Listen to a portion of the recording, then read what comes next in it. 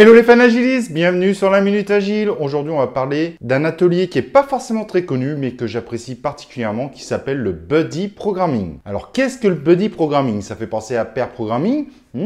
Intéressant. Eh ben, on va voir ça tout de suite. Let's go! Ladies and gentlemen, here it is.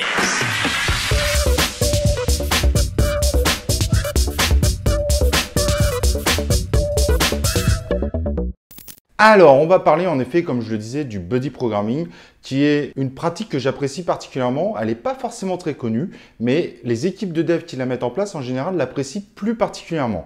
Alors par contre, en revanche, pour la mettre en place, il faut que cette équipe de dev soit relativement soudée et vraiment agile dans sa façon de penser. En effet, la mise en place de ce type de pratique nécessite qu'on ait une équipe qui soit plutôt agile dans son mindset.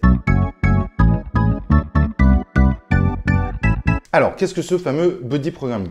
Le Buddy Programming, en fait, c'est une petite cérémonie qu'on fait en fin de journée, et c'est surtout au niveau des développeurs, de façon à se dire, eh ben, à la fin de journée, on va se réserver par exemple 30 minutes pour ensemble vérifier le code de chacun et discuter autour de ce code. Donc, tout simplement, tout le code qui a été réalisé va être revu par l'ensemble de l'équipe ensemble, de façon à pouvoir se rechallenger, à se dire, ah tiens, tu penses pas que ça serait mieux par là? Ah ouais, c'est une bonne idée. Et évidemment, il faut le faire dans la bienveillance. Alors, la première question qu'on me pose en général, c'est ok, mais moi, je fais du dev front, le dev back, j'y connais pas grand chose. Et à la limite, moi, je dis, bah, tant mieux. À la limite, augmente tes compétences en back, vois comment ça fonctionne. Tu pourras peut-être moins intervenir, mais en revanche, tu peux aussi poser des questions et ça peut potentiellement te permettre de monter en compétences. Donc, c'est aussi cet aspect vraiment très intéressant de se dire, bah, si je suis dev front et que à un moment on va parler du dev back, bah, peut-être que ça va m'aider aussi à monter en compétences sur le dev back et indirectement bah, à devenir un peu plus pluridisciplinaire.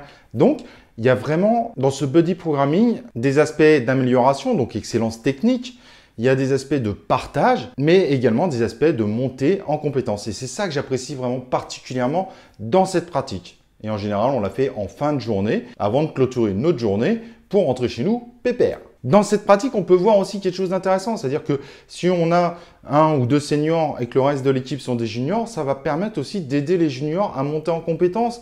Par exemple, si on fait du DDD, alors je sais que c'est pas forcément très connu, mais c'est une façon très particulière de coder ou du vrai TDD, et je dis bien le vrai, et bien justement, ça peut permettre d'aider les personnes à s'accaparer ces nouvelles façons de développer pour développer plus proprement, pour améliorer la qualité globale du produit et donc d'aider les juniors à mieux monter également sur leurs propres compétences. Autre point qu'on pourrait aussi souligner, imaginez vous avez un nouveau, il arrive et parfois, on sous-estime en fait la difficulté pour entrer dans le projet. Ça peut être l'intégration dans l'équipe, l'intégration dans le code, l'intégration dans l'environnement de développement. Et ben, ça peut permettre aussi justement aux nouveaux entrants de plus s'intégrer à l'équipe plus facilement, d'oser peut-être poser les questions de façon à rentrer beaucoup plus rapidement dans le projet. Donc, c'est vraiment une pratique qui, à chaque fois qu'elle a été appliquée dans les équipes que j'ai accompagnées, a eu énormément de bénéfices. Et pour ceux qui sont un peu sceptiques en disant « oui, mais si on prend une demi-heure à faire ça, ça va coûter de l'argent, on va moins avancer », c'est complètement faux parce que être productif pendant 7 ou 8 heures par jour dans le monde du développement, c'est un peu utopique. Donc, c'est aussi une façon de casser la routine en mode de développement. Et donc, sur le temps qui est peut-être un peu moins productif parce que c'est la fin de journée, bah, au final, on est plus productif sur les aspects de partage, excellence technique, évolution de nos compétences, etc., etc. Donc, je vous assure que c'est vraiment du gagnant-gagnant pour l'équipe. Et pour ceux qui connaissent le terme de pair programming, bien que c'est quelque chose qui se fait quasiment jamais, clairement, mais le buddy programming est basé dessus, bah, ça permet justement de pas être dans le pair programming où on a toujours deux personnes sur un poste, un qui travaille pendant que l'autre regarde, etc. Mais ça permet quand même de bénéficier d'un certain nombre d'avantages que propose également le pair programming, également comme on fait une revue ensemble, on améliore nos compétences et c'est pas forcément la compétence sur le code pur, ça peut être sur la compétence de comment on a monté cette partie-là, parce que parfois il y a des gens qui travaillent un peu en solitaire sur une partie bien particulière du produit, et ben ça a l'avantage que les autres demain pourront peut-être intervenir s'il y a un bug et que cette personne-là n'est pas forcément là.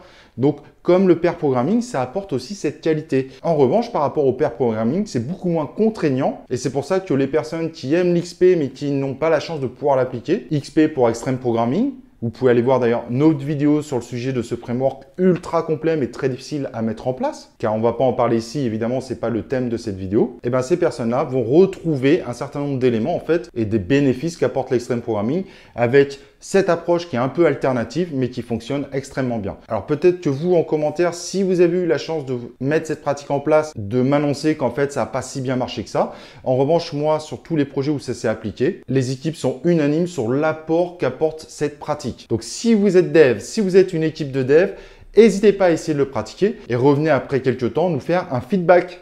Voilà, j'espère que cette pratique vous aura plu. J'essaie de vous trouver des pratiques qui ne sont pas forcément populaires, mais qui peuvent vraiment vous aider. Et bien évidemment, moi, je vous propose qu'on se retrouve dans un prochain épisode de La Minute Agile.